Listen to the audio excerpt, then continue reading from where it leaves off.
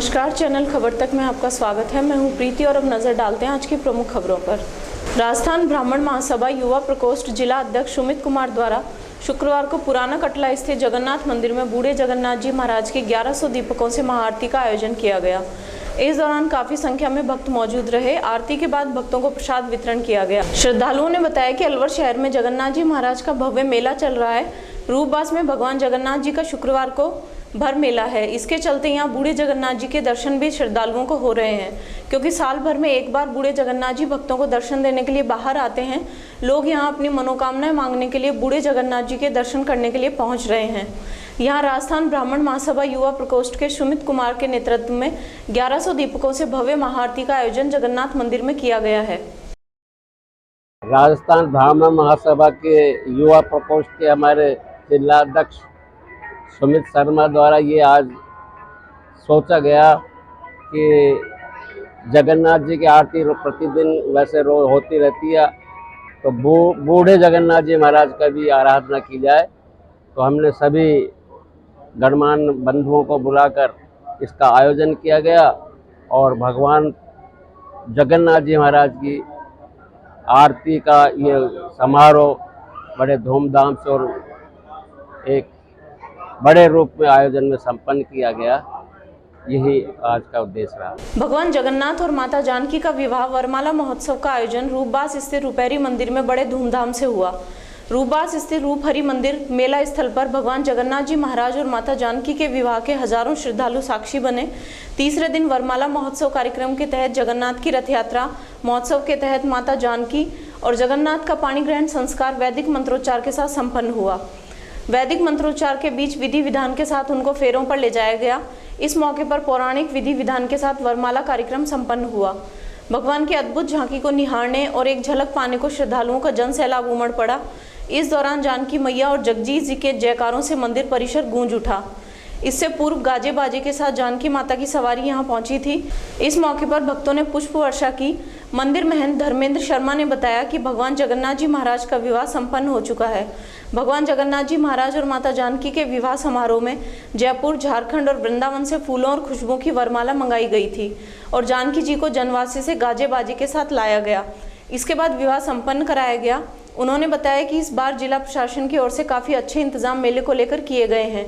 श्रद्धालुओं को मेले में आने के लिए किसी भी तरह की कोई परेशानी का सामना नहीं करना पड़ रहा है।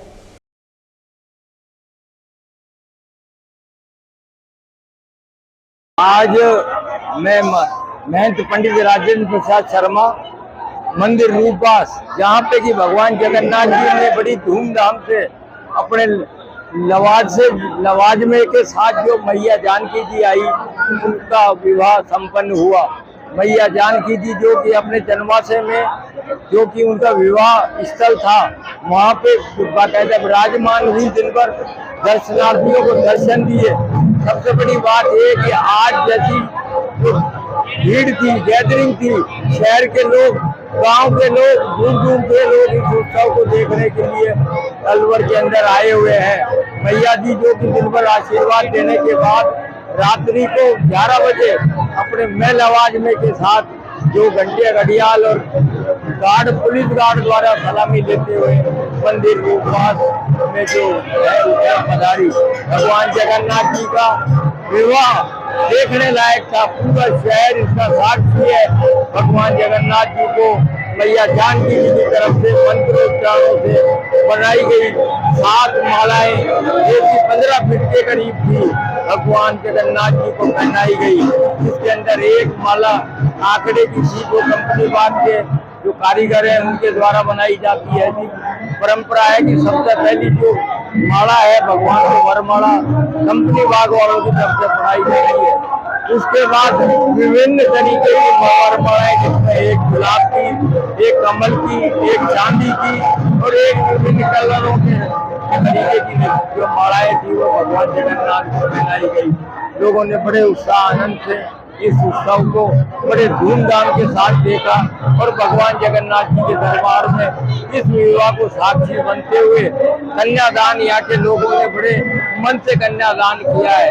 उनका ये मानना है कि भगवान जगन्नाथ जी के इसमें जो कन्यादान करता है उसका बड़ा महत्व है। सभी महिलाएं अपने घरों से पकवान बना के लाई, कोई क्या लेके आया, कोई क्या लेके आई, और बड़े उत्साह से जो विवाह को संपन्न कराया, जो कि पूरे हम साक्षी है, मीडिया वाले भी सारे के सारे इसके अंदर इस बात के साक्षी है कि ये बड़ा उत्सव बड़े धूमधाम से मनाया। अब कल आज मेले के अंदर जैसी भीड़ हमने आज तक नहीं देखी। हमारे पास रिपोर्ट थी कि रात्रि को 8 बजे तक 2.5 लाख आदमी दर्शन करने के लिए आ चुके थे, और अब उसके बाद कम से कम 3.5 से 4 लाख आदमी जो कि इस मेले के उत्सव को आनंद लेने के आए हुए हैं। भीड़ बहुत गजब की थी, लोगों को पैर रखने की जगह नहीं थी। जिस दिल में आदमी यहाँ पे था, रूपबास स्थित मंदिर में भी चारों तरफ मतलब चारों तरफ ये दर्शनार्थी और भगत थे जो कि मन से भगवान जगन्नाथ जी के उत्सव को अटेंड करने आए। हमारी सभी शहरवासियों को इस विवाह उत्सव पर बहुत बहुत बधाई और शुभ की पावन धरा रूपबास में इस समय हम मौजूद हैं। भगवान का कुछ ही क्षणों में पूर्व जो है आज वरमाला महोत्सव संपन्न हुआ है। समीप के जानकी मैया के नौरे से माता जानकी की सवारी शाही लवाजमे के साथ यहाँ पर रथ में विराजमान करके सलामी गार्ड के साथ सलामी देकर आज मंदिर में आगमन हुआ, और भगवान जगन्नाथ के साथ इनका विवाह महोत्सव वरमाला महोत्सव संपन्न हुआ है। इसमें इस बार की विशेषता रही है परंपरागत कंपनी बाग की वरमाला, जो लगभग 150 वर्षों से यह वरमाला कंपनी बाग से ही परंपरागत रूप से आती रही है। इसके अलावा वृंदावन से, झारखंड से और जयपुर से 2 वरमालाएँ आई हैं, और इसके अलावा अलवर की यहाँ भी स्थानीय जो भक्त हैं उन्होंने वरमाला जानकी मैया को और भगवान जगन्नाथ जी को अर्पण की, जिनको उनको वरमाला महोत्सव में भगवान को पहनाया गया है। इनकी विशेषता रही कि अलग अलग पुष्पों से सुसज्जित है। विशेष तौर पे कमल का जो पुष्प है उसकी बहुत ही सुंदर वरमाला भगवान को धारण कराई गई है। ऑर्चिड के भी पुष्प हैं इसमें, और जो भी अलग तरह के जो ऋतु के अनुसार पुष्प हैं वो भगवान को अर्पित किए गए हैं। एक चांदी की वरमाला 15 फीट लंबी वो भगवान की जो है वो भी अर्पण की गई है। मेले में कैसी भीड़ भाड़ है? इस मेले में इस बार अपार उत्साह देखा गया है। रथ यात्रा भगवान जगन्नाथ जी के मंदिर से जब 27 तारीख नवमी को आई थी तो शहर में लाखों की संख्या में भक्तों ने इसके दर्शन किए, और रूपबास में भगवान के यहाँ पर विराजमान होने के बाद धूमधाम से मेला चल रहा है। कल 28 को भी काफ़ी संख्या में लोग यहाँ आए थे। आज अपार भीड़ यहाँ देखने को मिली, लाखों की संख्या में यहाँ पे भक्तों ने भगवान के दर्शन किए हैं, मनौतियाँ मांगी हैं, और भगवान सबकी सुनते हैं। ऐसी हमारी अरदास रहती है, हमारी प्रार्थना रहती है कि सब जिले में खुशहाली आए। यह सभी धर्म संप्रदाय का मेला है जिसको लोग उत्साह से बढ़ चढ़ कर भाग लेते हैं। जय जगन्नाथ। प्रशासन का इस मेले में किस तरह का सहयोग रहा है और कैसा रहा?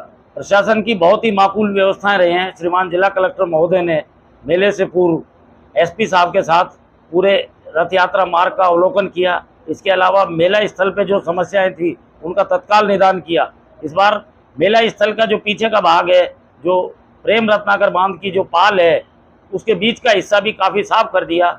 इससे लोगों को काफ़ी सुविधाएं रही आवागमन में। और इसके अलावा जो इसमें जो बाजार सस्ता है मेले में, उसकी चौड़ाई इतनी रखी गई है। नगर परिषद में आयुक्त महोदय और उनकी टीम ने बहुत ही सराहनीय कार्य किया है। मेला कमेटी, पूरे जिला प्रशासन का, पुलिस विभाग का, पुलिस की बहुत माकूल व्यवस्था है। यूआईटी ने तत्काल पैच रिपेयर कराए। सड़कों की व्यवस्था यहाँ पर बहुत अच्छी है।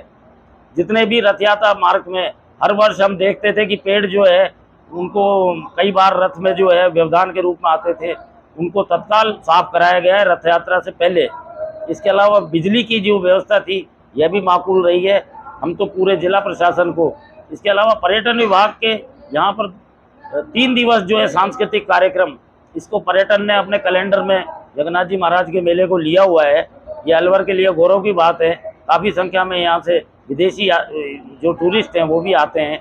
इसके अलावा हरियाणा और राजस्थान के अन्य जिलों से, यहाँ पे यूपी से काफ़ी दर्शनार्थी आते हैं। यहाँ के विशिष्ट प्रकृति ये भी है, यहाँ पे खजला काफ़ी बिकता है, जो कि उत्तर प्रदेश का जो है स्थानीय जो यहाँ के समुदाय के लोग हैं वो इसमें काफ़ी इसको पसंद करते हैं। एनईबी थाना पुलिस ने 200 फुट रोड स्थित एसबीआई के एटीएम के बाहर संदिग्ध हालत में खड़े मिले 2 युवकों को साइबर ठगी के संदेह में पकड़ लिया। पुलिस ने उनके कब्जे से 93,700 रुपये नगद, एक एटीएम कार्ड सहित बोलेरो गाड़ी जब्त की।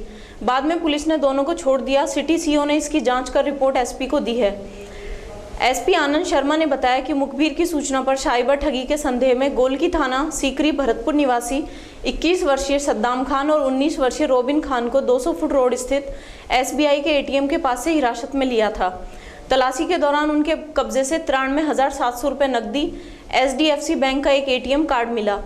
टीम आरोपियों को थाने लेकर गई। पुलिस ने आरोपियों से उक्त रकम के बारे में पूछताछ की, लेकिन आरोपी रकम को लेकर कोई संतुष्टिपूर्ण जवाब नहीं दे सके। इस पर उक्त रकम और बोलेरो गाड़ी को जब्त कर लिया।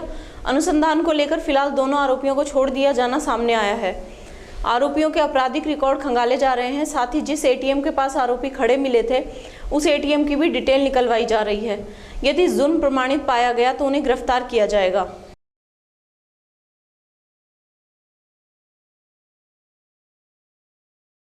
अखिल राजस्थान महिला एवं बाल विकास संयुक्त कर्मचारी संघ ने समान मानदेय वृद्धि को लेकर मुख्यमंत्री के नाम कांग्रेस जिला अध्यक्ष योगेश मिश्रा को ज्ञापन सौंपा। आंगनवाड़ी कार्यकर्ताओं ने बताया कि कांग्रेस के जन घोषणा पत्र में आंगनवाड़ी मानदेय कार्मिकों एवं संविदा कर्मियों को नियमित करने का वचन दिया था, जिनमें संविदा कर्मियों को नियमित कर दिया गया, परंतु आंगनवाड़ी कार्मिकों को नियमित करना तो दूर, इनको कांग्रेस शासित राज्यों एवं अन्य राज्यों के समान मानदेय वृद्धि भी नहीं की जा रही है। ऐसे में केरल, पांडिचेरी, कर्नाटक, आंध्र प्रदेश, हरियाणा, तमिलनाडु, मध्य प्रदेश, छत्तीसगढ़, हिमाचल प्रदेश, पंजाब, गुजरात, उत्तराखंड में 10,000 से 15,500 रुपये तक मानदेय दिया जा रहा है, जबकि राजस्थान में 4,000 से 9,000 रुपये ही मानदेय दिया जा रहा है। मानदेय वृद्धि और उनकी नियमितीकरण को लेकर विरोध प्रदर्शन कर मुख्यमंत्री के नाम जिला अध्यक्ष को ज्ञापन सौंपा गया है। हम कांग्रेस कार्यालय का घेराव करने के लिए इकट्ठे हुए हैं।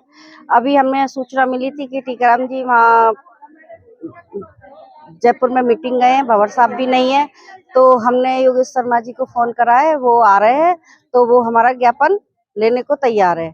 तो हम ये है कि 2018 में हमको कांग्रेस सरकार ने घोषणा पत्र में नियमित कर्मचारी बनाने के लिए कहा था, तो उन्होंने आज तक हमें इतने घेराव कर लिए, ज्ञापन दे लिए, सब कुछ कर लिया, अभी तक हमारा कोई सुनवाई नहीं करी है। मात्र 15% बढ़ा करके हमें एक जीरा के बराबर दे दिया है, मुंह में जीरा। तो ये है कि सरकार से हम चेतावनी दे रहे हैं कि भाई आपने घोषणा पत्र में हमको 2018 में किया था कि नियमित कर्मचारी बनाया जाएगा, तो अब वो घोषणा पत्र कहाँ है? हमें कम से कम नियमित कर्मचारी बनाओ या हमें मानदेयजनक हमको मान दे दिया जाए, नहीं तो फिर हम आगे ये है कि अभी लास्ट चेतावनी है, बाद में हम 17 तारीख से धरना प्रदर्शन पे जाने के तैयार है। क्या नाम है आपका? लतेश शर्मा, जिला अध्यक्ष। किस तरह की मांग है आप? हमें नियमित कर्मचारी बनाया जाए, यही है, और नहीं तो सम्मानजनक हमें मानदेय दिया। राजस्थान के 545 सरकारी कॉलेजों में 26 जून से प्रवेश प्रक्रिया प्रारंभ हो चुकी है। वहीं प्रवेश की अंतिम तिथि 5 जुलाई है। यूं तो अलवर में कला महाविद्यालय, आरआर कॉलेज सहित अन्य कॉलेज हैं, लेकिन युवतियों की पहली पसंद गौरी देवी महिला महाविद्यालय रहता है। यहां प्रवेश के लिए अच्छी परसेंटेज के साथ भारी मारामारी रहती है। गौरी देवी कॉलेज प्राचार्य रेखा शर्मा ने बताया कि 26 जून से प्रवेश प्रक्रिया प्रारंभ हो गई है। कॉलेज में कला संकाय में 880, बीकॉम में 400, बायोलॉजी में 140, साइंस मैथ में 210 सीटों पर प्रवेश दिया जाएगा। आयुक्तालय द्वारा निर्धारित मानदंड प्रवेश के आधार रहेंगे। इसके अलावा एनएसएस, एनसीसी और राष्ट्रीय अंतर्राष्ट्रीय खिलाड़ियों को विशेष अंक प्राप्त कर प्रतिशत निकाला जाएगा। गौरी देवी राजकीय महिला महाविद्यालय में दिनांक 26/6/2023 से ऑनलाइन प्रवेश प्रक्रिया प्रारंभ हो गई है और इसमें कला वर्ग में 880 छात्राओं को प्रवेश दिया जाएगा, बीकॉम में 400 और बायोलॉजी में 140 छात्राओं को, साइंस मैथ में 210 छात्राओं को प्रवेश दिया जाएगा और प्रवेश का आधार आयुक्तालय द्वारा निर्धारित मापदंड रहेंगे और जिसमें एनएसएस, एनसीसी और राष्ट्रीय और अंतर्राष्ट्रीय स्तर के खिलाड़ियों को विशेष अंक प्राप्त कर उनका प्रतिशत निकाला जाएगा। आवेदन ऑनलाइन प्रक्रिया के माध्यम से होंगे। इसकी लास्ट डेट 5 जुलाई है। विप्र फाउंडेशन और जगन्नाथ मेला कमेटी की ओर से शुक्रवार को रूपबास स्थित मेला स्थल पर रक्तदान शिविर का आयोजन किया गया। इस दौरान बड़ी संख्या में लोगों ने रक्तदान शिविर में भाग लिया। यहां लोगों में रक्तदान के प्रति काफी उत्साह भी देखा गया। रक्तदान कर रहे लोगों ने बताया कि भगवान जगन्नाथ जी के मेले के पावन पर्व पर पहली बार विप्र समाज की ओर से मेला स्थल पर रक्तदान शिविर का आयोजन किया जा रहा है, लेकिन अब मेला स्थल पर हर वर्ष रक्तदान शिविर का आयोजन किया जाएगा। इस रक्तदान शिविर में 50 से अधिक यूनिट रक्तदान करने का लक्ष्य रखा गया है। उन्होंने कहा कि रक्त कोई फैक्ट्री में नहीं बन सकता। किसी जरूरतमंद व्यक्ति को समय पर रक्त मिल सके, उसके लिए रक्तदान करना बहुत जरूरी है। रक्तदान करने से आदमी स्वस्थ रहता है, इसलिए हर व्यक्ति को कम से कम 3 महीने में एक बार रक्तदान करना चाहिए। भरतपुर जिले के नदबई में जेपी नड्डा के आगमन पर हजारों की संख्या में कार्यकर्ताओं द्वारा विशाल जनसभा का आयोजन किया गया। कार्यक्रम में सीपी जोशी, राजेंद्र राठौड़, सतीश पूनिया, पूर्व मुख्यमंत्री वसुंधरा राजे सिंधिया, बनवारी लाल सिंगल, रंजीता कौली, मंगल राम कोली, नेम सिंह फौजदार, राजेंद्र चौधरी, ऋषिराज, निर्मल सूरा, राष्ट्रीय सचिव हिंदू वाहिनी जिला प्रभारी किसान मोर्चा भरतपुर एवं प्रदेश अध्यक्ष राष्ट्रीय ऑड महासभा उपस्थित रहे। इस मौके पर निर्मल सूरा ने राष्ट्रीय अध्यक्ष का भगवा दुपट्टा पहनाकर स्वागत किया। निर्मल सूरा ने बताया कि भरतपुर जिला भाजपा का मजबूत जिला माना जाता है, इसलिए भरतपुर से भाजपा ने आगाज किया। भाजपा के राष्ट्रीय अध्यक्ष जेपी नड्डा ने अवगत करते हुए बताया कि प्रधानमंत्री के 9 वर्ष के कार्यकाल में जितनी भी योजनाएं चलाई हैं उनसे आम जन को अवगत कराएं, जन जन तक सभी योजनाओं को पहुंचाया जाए। बूथ कार्यकर्ता अपने बूथ को मजबूत करें। अब राजस्थान में कांग्रेस सरकार का अंतिम समय आ चुका है। प्रदेश अध्यक्ष सीपी जोशी ने अपने उद्बोधन में कहा कि राजस्थान की जनता अब जाग चुकी है। अगर राजस्थान सुरक्षित रह सकता है तो भाजपा के हाथों में रह सकता है। आमजन को लोक जीवन सुरक्षित करने की, शिक्षा के विकास की, रोजगार की अगर गारंटी मिल सकती है तो भाजपा में ही मिल सकती है। आने वाले 2023 के विधानसभा चुनाव राजस्थान में देखते हुए भाजपा के प्रति आमजन ने मन बना लिया है और केवल इंतजार है मतदान की तिथि। आज दिनांक 29 जून 2023 को नदबई में माननीय जेपी नड्डा जी राष्ट्रीय अध्यक्ष भारतीय जनता पार्टी के आगमन पर भव्य स्वागत की तैयारी की गई और हजारों की संख्या में इस सभा में लोग उपस्थित हुए। भारतीय जनता पार्टी ने एक बहुत बड़ा आगाज़ किया और राजस्थान में बिगुल बजाया कि आने वाले विधानसभा 2023 के चुनाव को देखते हुए यहाँ पर भाजपा का परचम फहराएगा। माननीय नड्डा जी ने अपने उद्बोधन में कहा कि कांग्रेस की जो सरकार निकम्मी सरकार है, इसकी सरकार में आपसी कुर्सी की लड़ाई रही है हमेशा और आम जनता दुखी रही है, किसान दुखी रहा है और महिलाओं के साथ दुराचार बलात्कार होते रहे, विकास के नाम पर ढर्रा और इनके पास बजट नाम की चीज़ नहीं है, केवल थोथी घोषणाएं की जाती रही हैं। और इस प्रांत में, राजस्थान प्रांत में आए दिन बलात्कार, लव जिहाद और धर्मांतरण के मामले उठते रहे, मूर्ति खंडित के मामले उठते रहे, लेकिन बेधर्मी सरकार, ये कुकर्मी सरकार, इसने कभी भी हिंदुत्व के प्रति कोई अपना रुझान प्रकट नहीं किया, बल्कि उन पर कुठाराघात किया है। आए दिन यहाँ पर राजस्थान प्रांत में कत्लेआम होते हैं, लेकिन यह कांग्रेस सरकार निकम्मी सरकार है और इसको जड़मूल से उखाड़ने के लिए आम जनता ने मन बना लिया है। भारतीय जनता पार्टी एक ऐसी पार्टी है जो आम जन के लिए हितकारी है और जनता ने मन बनाते हुए ये तय कर लिया है कि भारतीय जनता पार्टी का राजस्थान में 2023 के विधानसभा चुनाव में परचम फहराएंगे और नरेंद्र भाई मोदी का हाथ मजबूत करेंगे। भीम आर्मी के प्रमुख चंद्रशेखर आजाद रावण पर यूपी में हुए हमले के विरोध में समर्थक पूरे देश में प्रदर्शन कर ज्ञापन सौंप रहे हैं। इसी संदर्भ में रामगढ़ कस्बे में भीम सेना अध्यक्ष कमल सिंह के नेतृत्व में रैली निकालकर राष्ट्रपति के नाम एसडीएम अमित कुमार को ज्ञापन सौंपा गया। रैली में नौगांवा, रसवाड़ा, मुबारकपुर, जयसिंहपुरा और रामगढ़ क्षेत्र के भीम सैनिक गोविंदगढ़ मोड़ स्थित भीम सेना कार्यालय पर उपस्थित हुए। उसके पश्चात इन्होंने मुख्य बाजार से होते हुए पैदल रैली निकाली। यह रैली एसडीएम कार्यालय पहुंची, जहां चंद्रशेखर आजाद पर हुए जानलेवा हमले का विरोध जताया।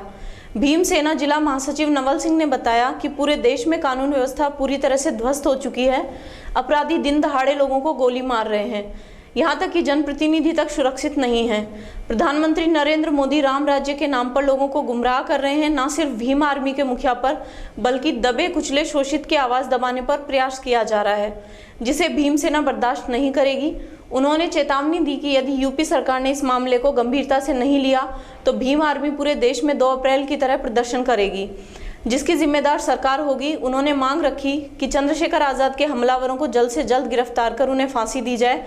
वहीं चंद्रशेखर आज़ाद को जेड श्रेणी की सुरक्षा उपलब्ध कराई जाए।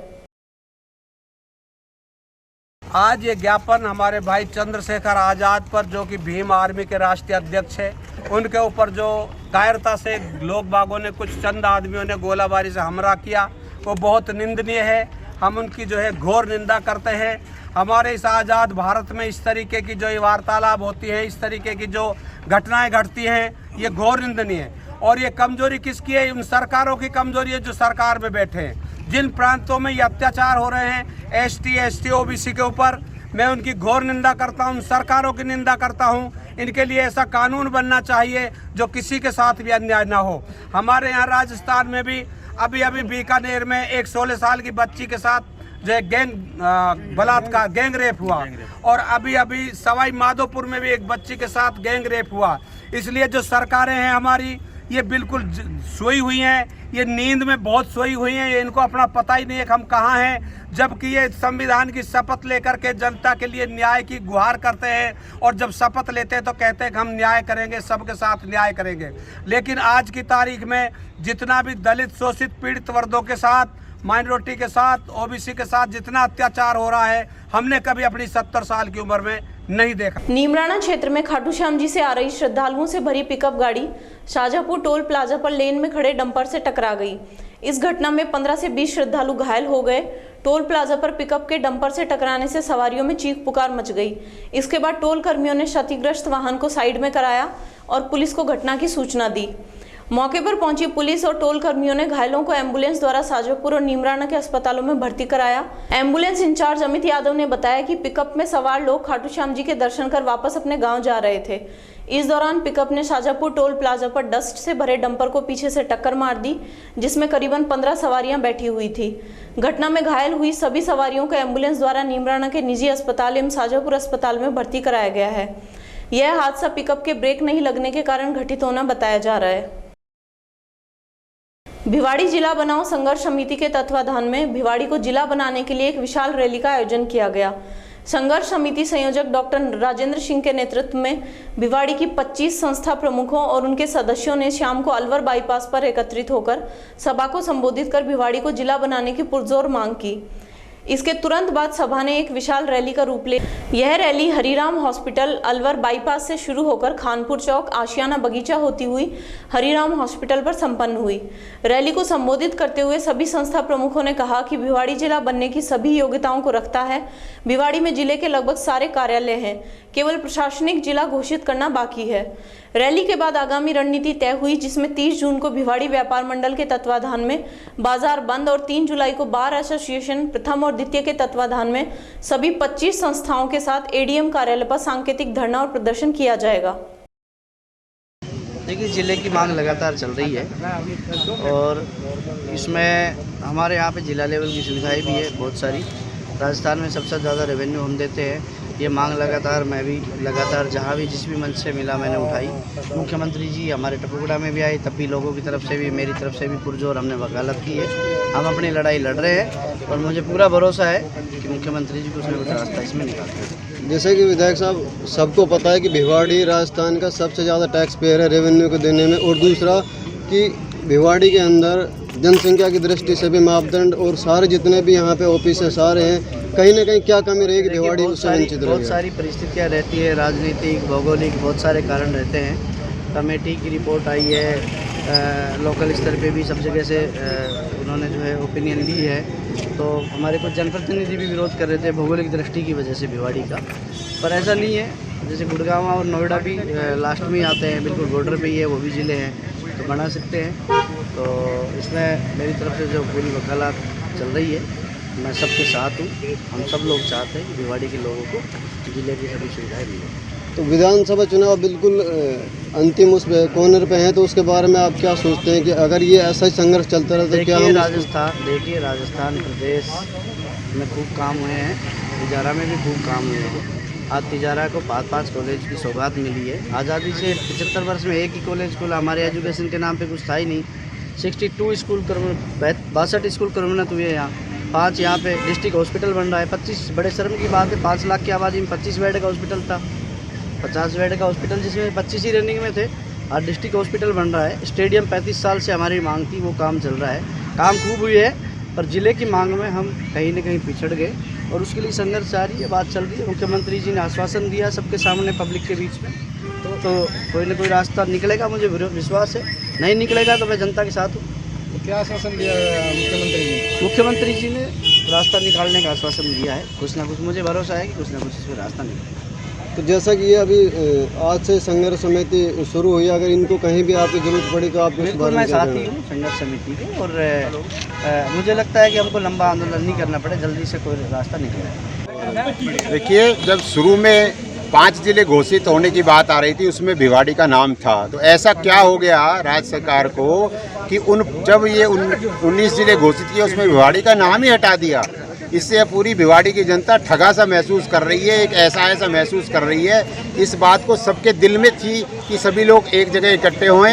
डॉक्टर साहब ने भिवाड़ी जिला बनाओ संघर्ष समिति का गठन किया है। इसमें सभी संस्थाओं के लोगों को इसको जोड़ा है और सभी को एक प्लेटफॉर्म पे लाके अपनी बात रखने का आज हमने ये रैली का और प्रदर्शन का वो किया है। आगे हम सांकेतिक धरने और भिवाड़ी बंद करने की भी हमारी प्लानिंग है। जब तक जिला नहीं बनेगा हम ये संघर्ष जारी रखेंगे। सर, भिवाड़ी जैसा हम सब जानते हैं कि हर मापदंड को पूरा करता है, तो आपकी नज़रों में आप जितने भी यहाँ खड़े हैं, कहाँ पे क्या कमी रही जो भिवाड़ी को इस नौबत तक आना पड़ा? कोई कमी नहीं रही, ये राजनीतिक चाल चली गई है। उस राजनीतिक चाल को मैं आपके सामने खुलासा नहीं करना चाहता। राजनीतिक चाल की वजह से भिवाड़ी को एक तरह से अनाथ कर दिया गया है। तो भिवाड़ी की जो जिला बनने की जो नहीं बना है, इसकी बलि एक राजनीति के द्वारा चली गई। आप बिल्कुल। तो ये तो आपकी नज़रों में काफ़ी लंबा संघर्ष, तो इस संघर्ष को आप आगे कब तक ले जाना चाहेंगे? जब तक जिला नहीं बनेगा। सबसे पहले हमारी वकीलों की बार एसोसिएशन ने 10 साल पहले ये मांग की थी तत्कालीन मुख्यमंत्री वसुंधरा राजे से, और हम शुरू से ही ये मांग करते हैं। और हमने चाहे उसमें ज्ञापन देना हो, चाहे नोटिस देना हो, हमारी बार एसोसिएशन हमेशा इस डिमांड में आगे से आगे रही है, बढ़ चढ़ के। अभी जिस दिन सीएम साहब ने घोषणा की है जिलों की, हमको शामिल नहीं किया। सबसे पहले हमारा ही संगठन था जो सबसे पहले एडीएम साहब को ज्ञापन दिया और धरने में बैठा, और हम आगे बैठे रहेंगे। और अभी हमारे एसोसिएशन के सदस्यों ने कार्यकारिणी ने तय किया है कि 3 तारीख को हम अपना कार्य बहिष्कार रखेंगे। भिवाड़ी की अदालतों में कोई काम नहीं करेगा कोई, और आगे भी जो कानूनी मदद जो ये हमारी संघर्ष समिति है, इसको कोई भी कानूनी मदद होगी, हम सब लोग उसमें इनसे एक कदम आगे बढ़ के इस मांग को सपोर्ट करेंगे और सब जगह ये मांग को उठाएंगे और इस अपनी मुहिम को सफल बनाएंगे। भिवाड़ी का जिला बनवा के रहेंगे। भिवाड़ी मोड़ के पास रखे बिजली की डीपी गिरने से गुरुवार को एक 4 साल की बालिका की मौत हो गई। शाम करीब 6 बजे अली खान की पुत्री नसरीन डीपी के पास खेल रही थी, तभी अचानक बिजली का डीपी बालिका के ऊपर गिर गया, जिससे बालिका गंभीर रूप से घायल हो गई। बालिका को घायल अवस्था में जिला अस्पताल ले जाया गया, जहां डॉक्टरों ने उसे मृत घोषित कर दिया। मृतक बालिका का परिवार भिवाड़ी में पिछले 10 साल से मजदूरी कर अपना गुजारा कर रहा है। यहां लगी डीपी पिछले 2 साल से किसी हादसे को बुलावा दे रही थी, जो हकीकत में बदल गया। ये हमें 7 बजे के लगभग सूचना मिली कि 7 साल की एक बच्ची है जो महेंद्र पार्षद की कॉलोनी में रहती है, हंस कॉम्प्लेक्स पीजी है, उसके बराबर में ही एक खाली डीपी का बॉक्स रखा हुआ था। खेलते हुए बच्ची के ऊपर गिर गया और उससे लगी चोट की वजह से मौत हो गई। मैम, क्या नाम है बच्ची का और कहाँ? नसरीन और कहाँ? पुत्री अली खान जी। कहाँ के रहने वाले मैम? ये सीतामढ़ी बिहार।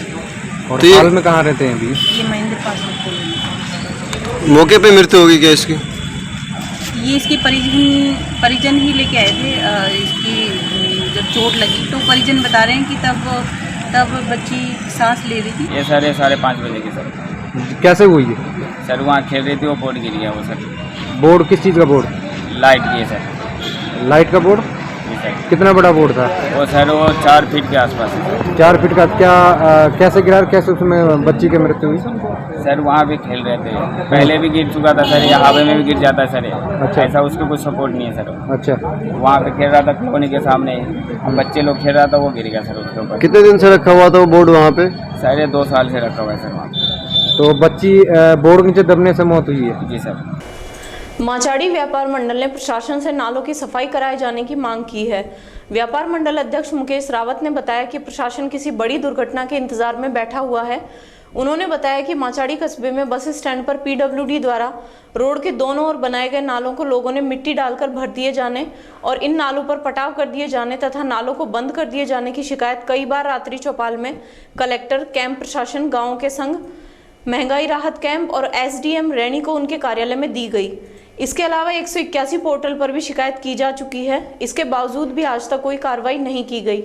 लोगों का कहना है कि जब पोर्टल पर बात की जाती है तब पोर्टल से जवाब मिलता है कि पंचायत द्वारा आपका निस्तारण करवा दिया गया है, जबकि धरातल पर ऐसा कुछ भी नहीं हुआ है। इस स्थिति में नालों में जमा मिट्टी के कारण माचाड़ी गांव के बस स्टैंड पर पानी के निकासी की कोई व्यवस्था नहीं होने से थोड़ी सी बरसात में ही सड़क पर पानी जमा हो जाने से यातायात बाधित हो रहा है। अवरुद्ध नालों तथा वहां इकट्ठी हुई गंदगी से बदबू आने पर संक्रामक बीमारी फैलने का भय भी बना रहता है। व्यापार मंडल और कस्बे वासियों ने प्रशासन पर आरोप लगाते हुए कहा कि प्रशासन किसी बड़ी दुर्घटना के इंतजार में है। नालों में जमा मिट्टी को निकलवाने के लिए व्यापार मंडल अध्यक्ष मुकेश रावत, बिमलेश भदौरिया, उमेश काठ, ख्यालीराम सैनी सहित अनेक लोगों ने प्रशासन से मांग की है।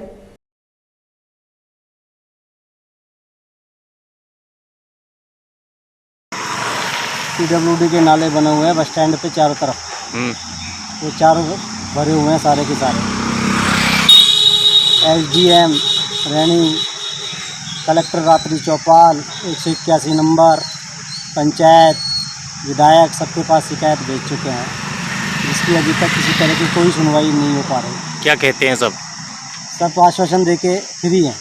क्या कह देते हैं हो जाएगा, लेकिन आज तक कोई काम हमको ऐसा लग रहा है कोई बड़ी, जब तक कोई घटना नहीं हुई जब तक वो समझ में नहीं आएगा कि कोई परेशानी हमको है। फिर इससे परेशानी क्या है आपको वो बताए? परेशानी ये है कि इन नालों के अंदर लोगों ने मिट्टी डाल के इनको बंद कर रखा है, और जब तक और वो मिट्टी डालने की वजह से पानी सब इसमें नालों में भरा हुआ है, वो मकानों में नुकसान पहुँचा रहा है, उससे मकानों में दरार आ रही हैं, और वो कभी न कभी कोई बड़ी दुर्घटना हो जाएगी, उसके बाद ज़रूर प्रशासन की आँख खुल जाएगी, ये तो हमको पता है।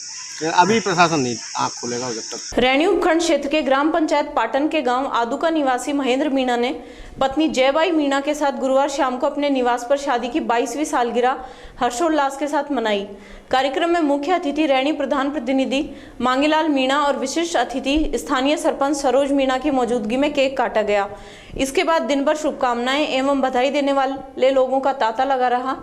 यहाँ पहुंचे सभी अतिथियों का ग्रामवासियों ने स्वाफा और माला पहनाकर स्वागत सत्कार किया। इस मौके पर रैनी प्रधान प्रतिनिधि मांगेलाल और स्थानीय सरपंच सरोज मीणा द्वारा सालगिरह पर साफा और माला पहनाकर महेंद्र और जयबाई की जोड़ी के लिए मंगल कामना की गई। इसके बाद सभी आगंतुकों तथा ग्रामवासियों ने सामूहिक भोज किया। वहीं डीजे की धुन पर महिलाओं ने जमकर नृत्य किया। इस दौरान रैनी क्षेत्र के पत्रकार बंधुओं का साफा और माला पहनाकर स्वागत किया गया। इस मौके पर क्षेत्र के गणमान्य नागरिकों सहित सैकड़ों महिला, पुरुष और बच्चे उपस्थित रहे। विराटनगर क्षेत्र को कोटपुतली बहरोड जिले में शामिल करने से स्थानीय लोगों में रोष व्याप्त है। पूर्व पंचायत समिति सदस्य जगन चौधरी ने बताया कि विराटनगर को कोटपुतली बहरोड में जोड़ने के विरोध में लोग सड़क पर उतर आए हैं। विराटनगर को कोटपुतली जिले में नहीं जोड़ने की मांग को लेकर क्षेत्र के आवश्यक सेवाओं को छोड़कर सभी प्रतिष्ठान बंद हैं। बंद के दौरान कस्बे के बाजार में सन्नाटा पसरा रहा। जनसंख्या समाधान फाउंडेशन के प्रदेश उपाध्यक्ष पवन शर्मा ने बताया कि विरोध प्रदर्शन कर रहे लोगों का कहना है कि सरकार का विराटनगर को कोटपुतली जिले में शामिल करने का निर्णय गलत है। उनका कहना है कि विराटनगर को जयपुर जिले में यथावत रखा जाए। वहीं जनप्रतिनिधि बाबूलाल रुंडला ने बताया कि संघर्ष समिति द्वारा पूर्व में धरना प्रदर्शन किया जा चुका है। उनके द्वारा सीएम से मिलकर जनता की भावनाओं से भी अवगत कराया जा चुका है। सभा के बाद बड़ी संख्या में प्रदर्शनकारी सामूहिक गिरफ्तारी देने के लिए पुलिस थाने पहुंचे। प्रदर्शनकारियों की भीड़ को देखते हुए एहतियात के तौर पर पुलिस ने थाने के बाहर प्रदर्शनकारियों को रोक दिया। इस दौरान प्रदर्शनकारियों ने साफपुरा अलवर स्टेट हाईवे जाम करने की कोशिश की। प्रदर्शनकारियों ने क्षेत्रीय विधायक के खिलाफ भी जमकर नारेबाजी की। इसके बाद पुलिस ने गिरफ्तारी देने वाले प्रदर्शनकारियों को पुलिस वाहन से बिलवाड़ी ले जाकर छोड़ा। आपको बता दें कि विराटनगर को नवगठित कोटपुतली बहरोड जिले में शामिल करने को लेकर क्षेत्रवासी लगातार विरोध कर रहे हैं। क्षेत्रवासियों द्वारा पूर्व में भी 70 दिन से ज्यादा धरना दिया जा चुका है। क्षेत्रवासियों ने विराटनगर को जयपुर जिले में यथावत रखने की मांग की है। कार्रवाई नहीं होने पर क्षेत्रवासियों द्वारा आज विराटनगर के बाजार बंद रखकर विरोध प्रदर्शन किया गया है। विराटनगर विधानसभा क्षेत्र के कुछ इलाके को नवसर्जित कोटपुतली जिले में मिलाए जाने की वजह से ये लोग नाराज थे और विराटनगर बचाओ संघर्ष समिति के पदाधिकारियों के द्वारा ये आयोजन किया गया था। उन्होंने विराटनगर को यथावत जयपुर ग्रामीण जिले में रखने की मांग थी उनकी और इसी के संदर्भ में उन्होंने धरना दिया था और उसके संदर्भ में उन्होंने कुछ आंशिक रूप से गिरफ्तारियां जैसे उनको डिटेन किया गया और उसके बाद में उनको डिस्पर्स कर दिया गया। कुछ लोग 500-600 लोग के करीब थे और वो इसी बात का ऑब्जेक्शन कर रहे थे कि हम कोटपुतली जिले में नहीं मिलना चाहते बल्कि हम यथावत जयपुर ग्रामीण जिले में रहना चाहते हैं। बड़ी संख्या में प्रशासनिक चाप चौबंद व्यवस्थाएं थी, इस विषय में आप क्या कहना चाहेंगे? कानून व्यवस्था को देखते हुए और किसी प्रकार की कोई अशांति वाली बात नहीं हो, इसी को देखते हुए हमने जाब्ता लगाया था और उसमें प्रशासनिक अधिकारी और पुलिस अधिकारी सभी मौजूद थे। अमूमन कितने पुलिसकर्मी यहाँ मौजूद तैनात थे? 60-70 के लगभग पुलिस अधिकारी कर्मचारी थे और उसके अलावा प्रशासनिक अधिकारी। कितने थानों की पुलिस थी? 2-3 थानों की पुलिस थी और RSC का जाब्ता था। अभी क्या रहा मामले को लेकर? पुलिस के द्वारा उनको सिविल बल का प्रयोग करके डिटेन किया गया और उसके बाद में उनको डिस्पर्स कर दिया गया। अब बिल्कुल शांति है। विराटनगर विधानसभा क्षेत्र के पावटा इलाके के मांजूकोट ललाना मोड़ के पास स्कूली बच्चों से भरी एक बस अनियंत्रित होकर पलट गई।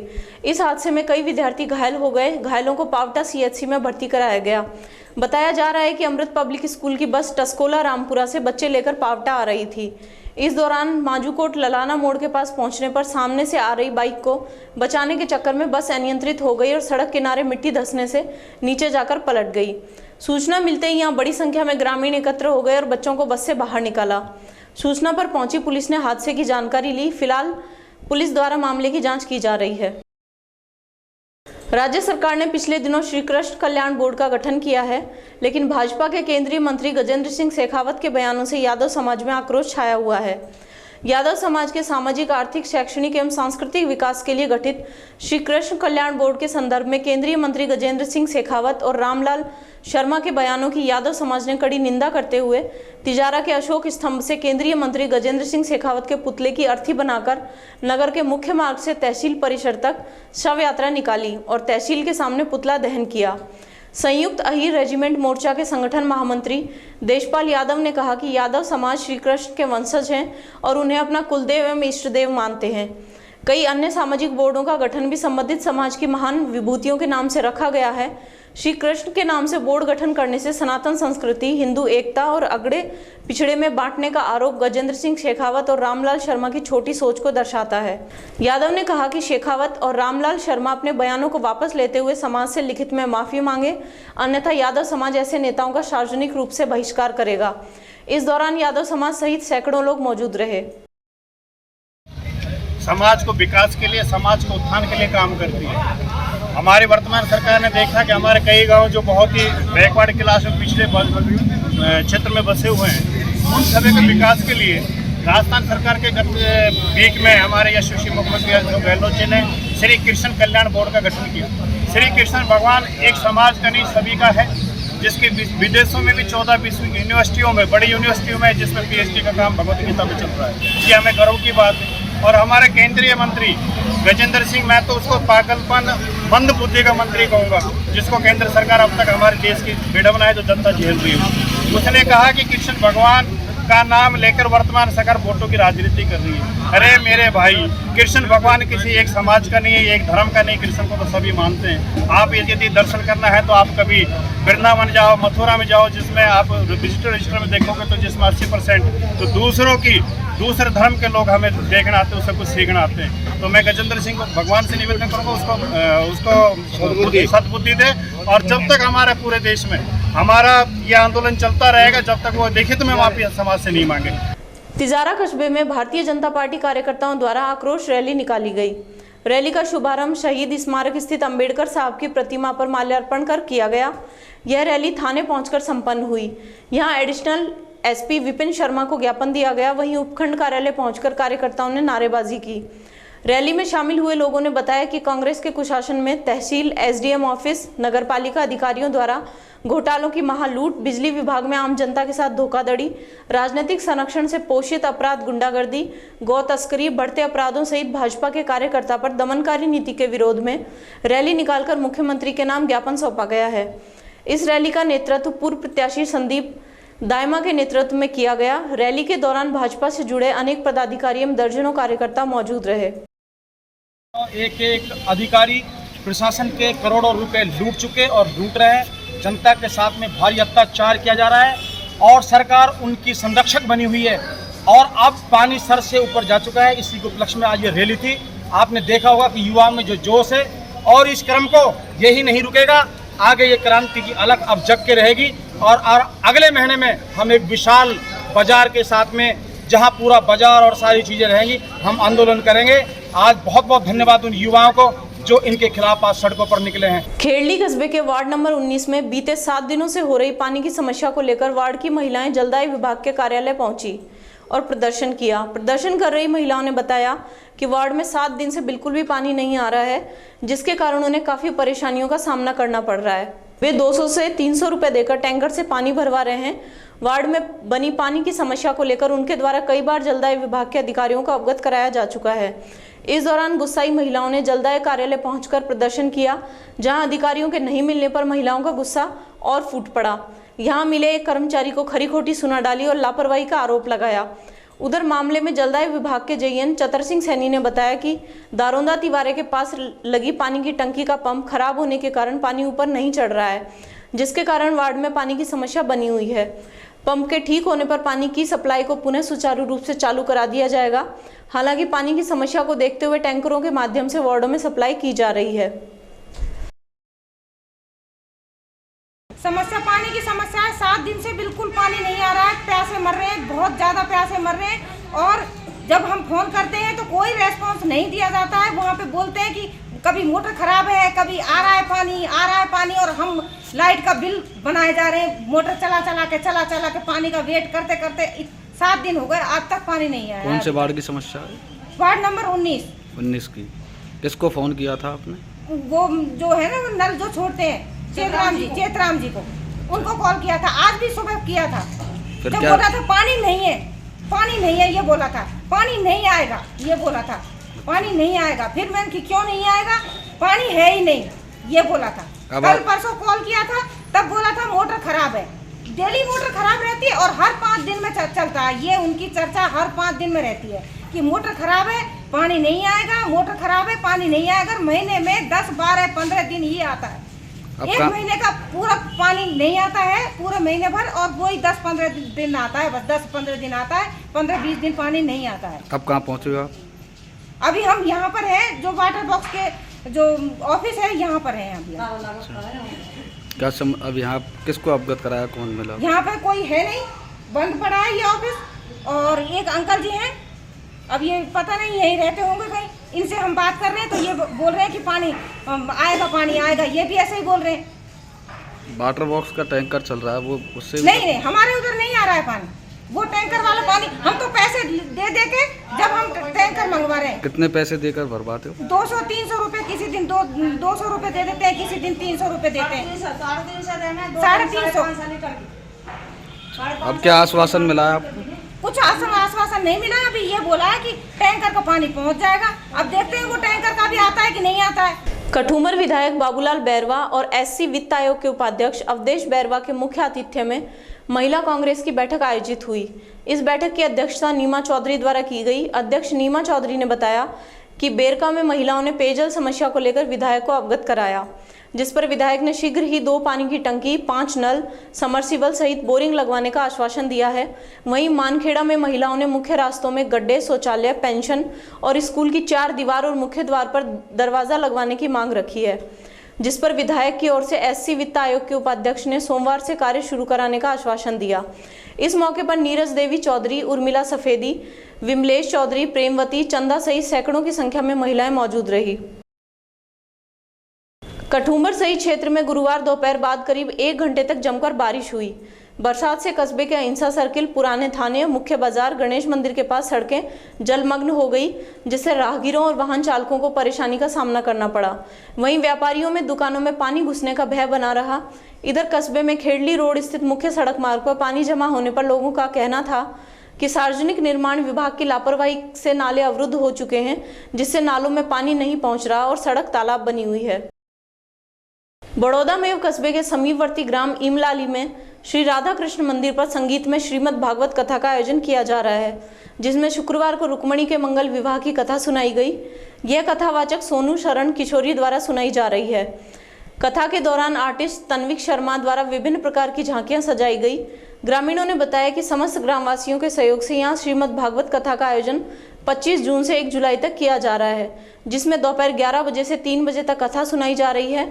कथा का समापन के पश्चात 2 जून का हवन यज्ञ के बाद भंडारे का आयोजन किया जाएगा, जिसमें आसपास के गांवों के हजारों भक्तगण प्रसाद ग्रहण करेंगे।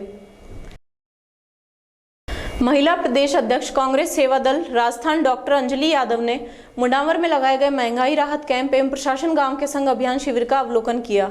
इस दौरान अंजलि यादव ने ग्राम पंचायत मुंडावर में सरकार द्वारा लगाए जाने वाले 2 दिवसीय महंगाई राहत कैंप एवं प्रशासन गांव के संग अभियान शिविर में पहुंची, जहां उन्होंने कैंप में उपस्थित अधिकारियों से व्यवस्थाओं का जायजा लिया।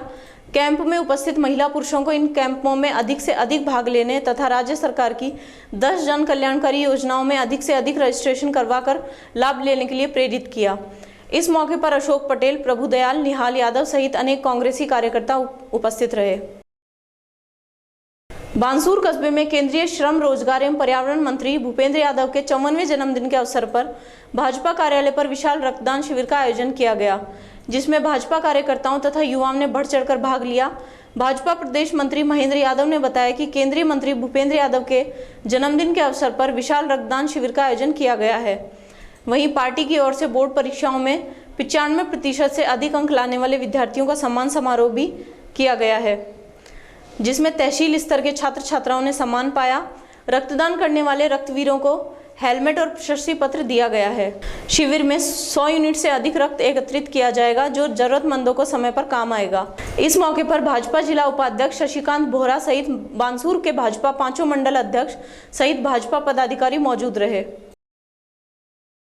बांसुर कस्बे में सड़क दुर्घटना में बाइक सवार पिता पुत्र गंभीर रूप से घायल हो गए। जानकारी के अनुसार प्रकाश जांगिड़ और उनका पुत्र अरुण जांगिड़ को एक ट्रैक्टर ने टक्कर मार दी। सूचना पर रोटी बैंक एम्बुलेंस ने घायलों को उपचार के लिए अस्पताल पहुंचाया, जहां उपचार कर दोनों को हायर सेंटर कोटपुतली के लिए रेफर कर दिया गया। पुलिस ने अस्पताल पहुंचकर घटना की जानकारी ली। बांसुर के गांव हरसोरा का आयुर्वेदिक अस्पताल अपनी बदहाली पर आंसू बहा रहा है। देखा जाए तो अस्पताल भवन बिल्कुल जर्जर अवस्था में संचालित हो रहा है। यहाँ कभी भी कोई भी बड़ा हादसा हो सकता है। वैसे तो उद्योग मंत्री शकुंतला रावत कहती हैं कि 70 सालों से बांसुर में कभी विकास नहीं हुआ। इन 5 सालों में उन्होंने यहाँ विकास की गंगा बहाई है, लेकिन हरसोरा का आयुर्वेदिक चिकित्सालय भवन इन दिनों जर्जर अवस्था में है। यह भवन पूरी तरह से क्षतिग्रस्त हो गया है। आयुर्वेद 5000 साल पुरानी चिकित्सा पद्धति है, लेकिन यहाँ अब आयुर्वेदिक औषधालय भवन को औषधि की जरूरत है। मैं तो यही कहना चाहूँगा सरपंच साहब को, मंत्री शकुंतला रावत को, कि हमें आयुर्वेदिक औषधालय के लिए नई जगह दी जाए और वहाँ पर नई बिल्डिंग का निर्माण किया जाए। और इससे अच्छा तो ये रहेगा कि पहले हमारा पशु हॉस्पिटल था, उस जगह पर ये आयुर्वेदिक हॉस्पिटल का निर्माण हो जाए तो बहुत अच्छा रहेगा।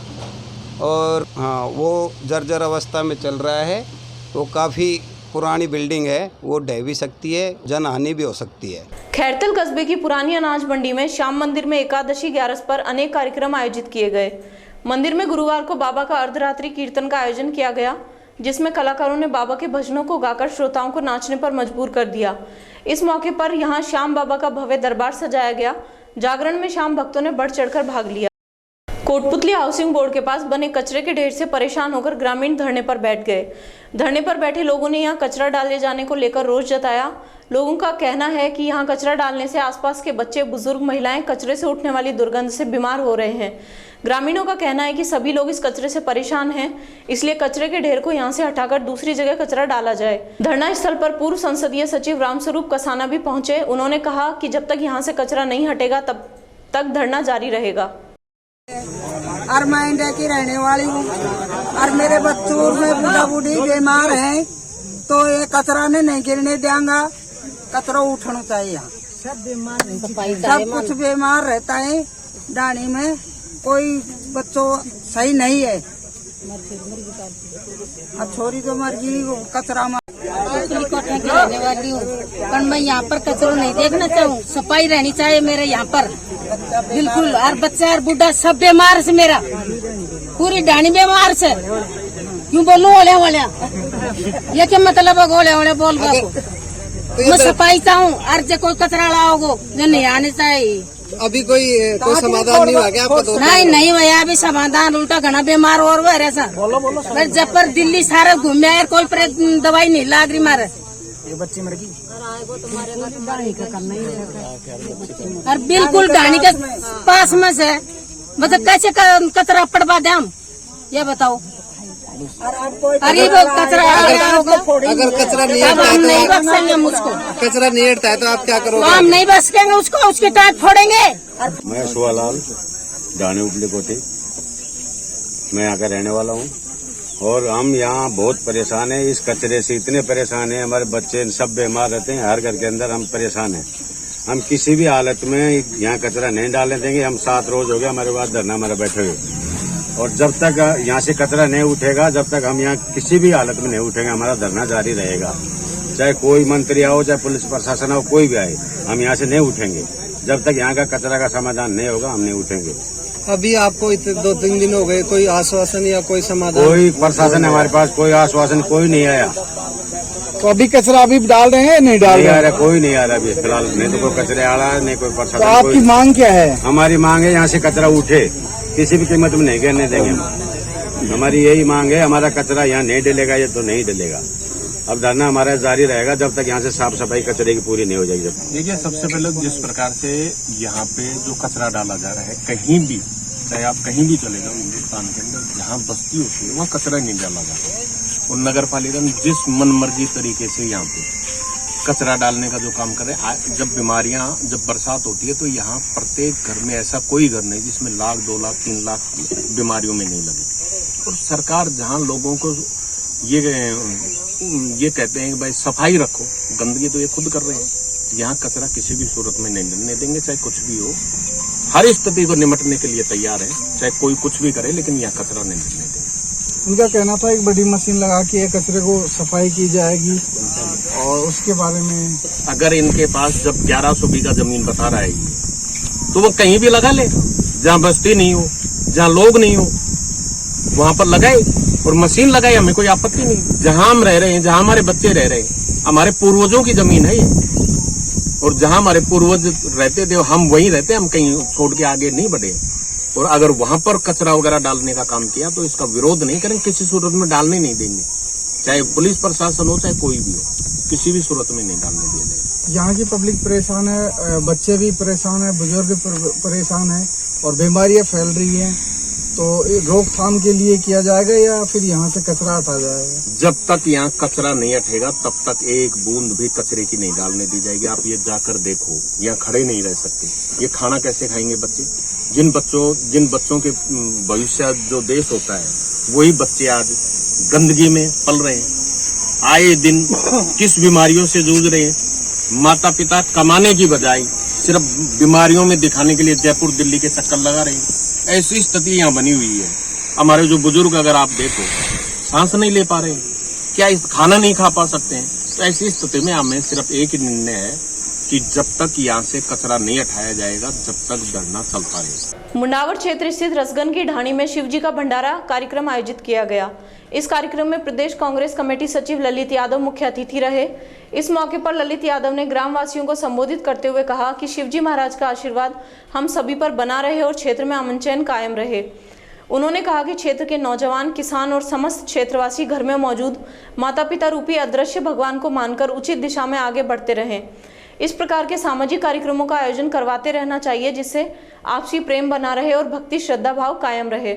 इस मौके पर यूथ कांग्रेस विधानसभा अध्यक्ष अनूप यादव, ब्लॉक उपाध्यक्ष विनोद शर्मा, सरपंच ताराचंद सहित सैकड़ों ग्रामवासी मौजूद रहे। रामगढ़ नगर पालिका में अधिशासी अधिकारी के अभाव में कई महीनों से विकास कार्यों में रोड़ा अटका हुआ है। क्योंकि यहाँ जिस भी अधिशासी अधिकारी को लगाया जाता है वह चार्ज तो ले लेता है, लेकिन उसके बाद एक दिन भी नगर पालिका में दोबारा नहीं आता है। इससे पूर्व भी 2 बार नगर पालिका में अलवर के नगर परिषद के कमिश्नर को चार्ज दिया गया, किंतु वे भी चार्ज लेने के बाद दोबारा नगर पालिका में नहीं आए। इस कारण नगर पालिका में रामगढ़ कस्बे की सफाई व्यवस्था बंद कर दी गई थी। अब रामगढ़ तहसीलदार धीरेन्द्र करदम को नगर पालिका के अधिशासी अधिकारी पद पर नियुक्त किया गया है, लेकिन काफी दिनों से सफाई व्यवस्था बंद होने के कारण नगर पालिका के सफाई कार्मिकों ने एसडीएम अमित कुमार वर्मा को ज्ञापन सौंपा है। ज्ञापन में मांग रखी है कि काफी दिनों से कस्बे में सफाई नहीं होने के कारण कस्बे में जगह जगह कूड़े के ढेर लगे हुए हैं।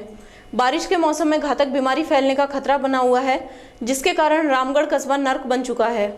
वाल्मीकि समाज की गरीब सफाई कर्मी महिलाएं सफाई का कार्य कर अपने बच्चों का पालन पोषण कर रही थी, लेकिन सफाई कार्य बंद होने के कारण उसमें भी रोड़ा अटक गया है। नौबत यह आ गई है कि बच्चों का पालन पोषण करना दुर्लभ हो गया है।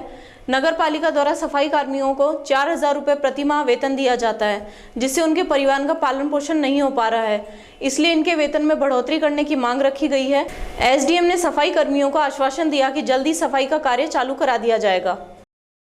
मांगे आपकी? हमारी मांगे है कि रामगढ़ कस्बे की और जो नगर पालिका में आसपास क्षेत्र है जो सारी सफाई व्यवस्था बंद कर रखी है और इनका वेतन है जो बढ़ाया जाए। इनका परिवार इनकी इसी वजह से इनका गुजारा चल रहा है। जो वेतन है इनको बहुत कम मिल रहा है, इनको वेतन बढ़ाया जाए और इनकी जो सफाई कार्य की व्यवस्था है जो चालू करे जाए। करीब 20 दिन से ये सफाई व्यवस्था बंद है इनकी। वेतन रुका हुआ है। और वेतन कितना दिन का रुका हुआ है? वेतन 20-22 दिन का वेतन रुका हुआ है। 1 महीने से करीब 1 महीने से वेतन रुका हुआ है। सफाई कर्मचारी मतलब सफाई रुकवा रखी है, हमारी काम धंधा रुकवा रखा है। हमारा लालन पालन इसी से होता है, सफाई से ही, यही काम से ही होता है हमारा। और ये रुका पड़ा है, हमारा काम चालू करा जाए। हमने कोई छोड़ा नहीं, हमने छोड़ा नहीं। 1 महीना ये बंद कैसे हुआ है सफाई कर्मी? अपना नगर पालिका ने खुद ने बंद किया है। तो कितने दिन हो गए बंद हुए? 1 महीना। और आपका वेतन कितना दिन का रुका हुआ है? 1 महीना का। 1 महीने का वेतन नहीं दिया? टाइम पे नहीं दिया जाता वो भी। तो कितने पैसे मिलते हैं आपको? 4000 मिलते हैं, कुछ भी नहीं मिलता। टेप भी नहीं कटता, कुछ भी नहीं मिलता है। वीर सेवा संस्थान हिंडौन की शाखा गंगापुर सिटी द्वारा पूरे शहर में पक्षियों के पीने के पानी के लिए परिंडे लगाने का अभियान चलाया जा रहा है। इस अभियान में अब तक शहर के विभिन्न स्थानों पर 100 से अधिक परिंडे लगाए जा चुके हैं। इसी कड़ी में शुक्रवार को संस्थान के सदस्यों ने सदर थाना गंगापुर सिटी में उप निरीक्षक उदयचंद मीणा के नेतृत्व में और उदय मोड़ सरकारी कॉलेज के सामने पुलिस थाना में हेड कांस्टेबल राजेश खन्ना और थान सिंह के नेतृत्व में परिंडे लगाए। इसके अलावा मदर इंडिया हॉस्टल में जितेंद्र जैन के नेतृत्व में दिगंबर जैन मंदिर सैनिक नगर में और सरकारी कॉलेज में परिंडे लगाए गए। संस्थान के संस्थापक तरुण जैन ने बताया कि वीर सेना संस्थान पिछले 2 वर्षों से जीव दया हेतु समर्पित है। संस्थान द्वारा गर्मियों में पशु के लिए पानी की टंकी और पक्षियों के लिए परिंडे लगाने का कार्य किया जाता है। इस मौके पर अरिहंत जैन, आयुष जैन, ईशु प्रजापत, राजू जैन, ब्रह्मा सिंह राजपूत सहित संतोष एडवोकेट उपस्थित रहे। रामगढ़ विधानसभा क्षेत्र के चोमा गांव में इन दिनों श्रीमद् भागवत कथा का आयोजन किया जा रहा है, जिसमें काफी संख्या में ग्रामवासियों द्वारा पहुंचकर श्रीमद् भागवत गीता का आनंद लिया जा रहा है। स्थानीय लोगों ने कथावाचक हरिराम गुर्जर का माला पहनाकर और साफा बांधकर स्वागत करते हुए आशीर्वाद प्राप्त किया। कार्यक्रम में पहुंचकर गांव निवासियों ने कथा कराने में 11,000 रुपए की नगद राशि देकर सहयोग किया। कार्यक्रम के दौरान बबली राजपूत, राजू जांगीर, राजेश मीणा सहित सैकड़ों ग्रामीण उपस्थित रहे। टपुकड़ा कस्बे के नरसिंहदास आश्रम जोहड़ मंदिर पर ग्रामवासियों के सहयोग से विशाल भंडारे का आयोजन किया गया। नरसिंहदास आश्रम कमेटी संरक्षक नरेंद्र बाबूजी ने बताया कि हर वर्ष की भांति इस वर्ष भी कस्बे में अच्छी वर्षा और विश्व में कल्याण के लिए भंडारे का आयोजन किया गया है। भंडारे में बड़ी संख्या में लोगों ने प्रसाद ग्रहण किया। इस अवसर पर टपुकड़ा नगर पालिका चेयरमैन प्रतिनिधि रमेश चंद्र गर्ग, समाजसेवी कैलाश मित्तल, धर्मवीर जांगीर, डॉक्टर राम अवतार कौशिक सहित बड़ी संख्या में लोग मौजूद रहे। हर वर्ष की भांति इंद्र देवता को प्रसन्न करने के लिए सारे ग्राम के सहयोग से ये भंडारा बहुत सालों से चला आ रहा है। हर साल पहले इसका रूप थोड़ा छोटा था, अपन गंजी ही इसमें बनाते थे, इंद्र देवता प्रसन्न होकर बारिश कर देते थे। अब लोगों की इच्छा के अनुसार इसका थोड़ा रूप विस्तार कर दिया गया है। हमारा आदरणीय भाई कैलाश जी मित्तल इसमें पूरा सहयोग करते हैं। मैं इनको साधुवाद देता हूँ, बड़ी उम्र होने की कामना करता हूँ और सब चेयरमैन साहब वगैरह सबका आशीर्वाद है। आप उपस्थित रहोगे, हम उपस्थित रहेंगे तो ये भंडारा शायद अगले सालों में भी चलता रहेगा, ऐसी हम कामना करते हैं। टपुकड़ा कस्बे में अखिल विश्व गायत्री तीर्थ शांति कुंज के तत्वाधान में 3 जुलाई को बाबा नरसिंहदास आश्रम गायत्री शक्तिपीठ जोहड़ वाले मंदिर पर मां गायत्री की प्रतिमा की प्राण प्रतिष्ठा की जाएगी। इस उपलक्ष्य में कस्बे में मुख्य बाजारों से मंदिर परिसर तक सैकड़ों महिलाओं ने कलश यात्रा निकाली। कलश यात्रा के दौरान अनेक महिला पुरुष भजनों पर झूमते गाते हुए चल रहे थे। कार्यक्रम के तहत 3 जुलाई तक भव्य प्रज्ञा पुराण पावन भागवत कथा का आयोजन किया जाएगा। वहीं 2 जुलाई को विशाल दीप यज्ञ का आयोजन किया जाएगा। साथ ही 3 जुलाई को मंदिर में मां गायत्री की प्रतिमा का प्राण प्रतिष्ठा की जाएगी। इसी दिन विशाल भंडारे का भी आयोजन किया जाएगा। इस 4 दिवसीय कार्यक्रम में टपुकड़ा, भिवाड़ी, कोट कासिम सहित धारूहेड़ा से गायत्री परिवार के अनेक सदस्य कार्यकर्ता मौजूद रहेंगे। अखिल विश्व गायत्री परिवार के तत्वावधान में गायत्री चेतना केंद्र यहाँ पिछले 30 वर्ष से चल रहा है और जिसमें अखंड यज्ञ यहाँ पे अखंड अग्नि चल रहा, स्थापित है, चल रहा है। इस समय वर्तमान में गायत्री की माँ की प्राण प्रतिष्ठा गुरु पूर्णिमा पे कराई जाएगी और ये शक्तिपीठ बनने जा रहा है अंतर्राष्ट्रीय स्तर का। तो इसलिए इसमें सभी ग्रामवासियों, क्षेत्रवासियों के सहयोग से एक कलश यात्रा निकाली गई है। इसके बाद में कार्यक्रम, यज्ञ के कार्यक्रम, भागवत के कार्यक्रम, प्रज्ञा पुराण के कार्यक्रम और 5 कुंडी यज्ञ का कार्यक्रम से समापन होगा। बाबा नरसिंहदास सूरदास आश्रम पे सभी ग्रामवासियों की ओर से आज भंडारा रखा गया है। गंजी का प्रसाद जो सालाना होता है ग्रामवासियों की ओर से रखा गया है।